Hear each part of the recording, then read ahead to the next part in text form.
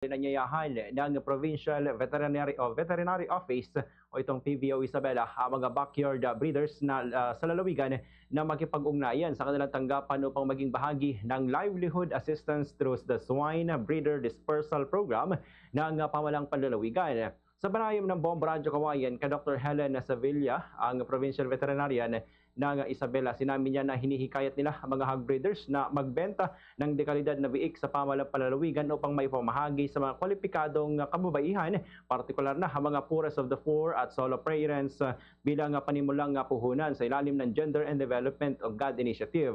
Ayon kay Dr. Sevilla, layunin ng programa na palakasin ang papel ng mga kababaihan sa livestock production sa pamamagitan ng pagbibigay sa kanila ng oportunidad na magkaroon ng sustainable source of income at mapalago ang kanilang kabuhayan at kabuhayang pampamilya. Anya, mahalaga rin na may maayos ng kulungan ng baboy ang mga benepisyaryo upang hindi na sila magkaroon pa ng dagdag na gastusin habang kinakailangan din ang kanilang commitment at kahandaan sa wastong pag-aalaga ng mga biik upang matiyak na magiging matagumpay ang programa bilang pangmatagalang kabuhayan.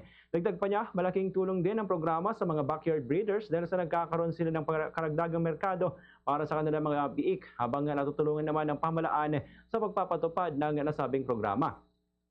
Inanyayahan ni Dr. Sevilla ang mga breeders sa Isabela na makipag-ugnayan sa kanilang opisina o tumawag sa hotline na 0917-152-3637, 0917-152-3637 at upang personal pong masuri ng PVET ang mga biik na ibebenta at matiyak na pasok ang mga ito sa mga itinakdang requirements ng programa. Inaasahang hindi lamang makatutulong ang programa sa pag-angat ng kabuhayan ng mga kababaihan, kundi maging sa pagpapalakas ng lokal na produksyon ng hog industry sa buong lalawigan ng Isabela. Ganitong bahagi ng pahayag ni Dr. Helen Sevilla.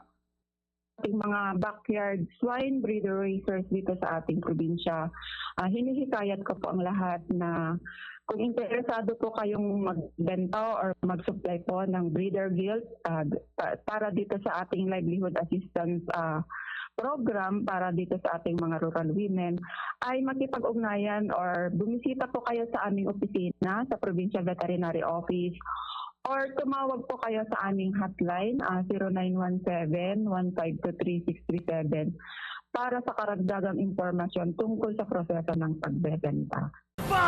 Sa Radyo Bombo!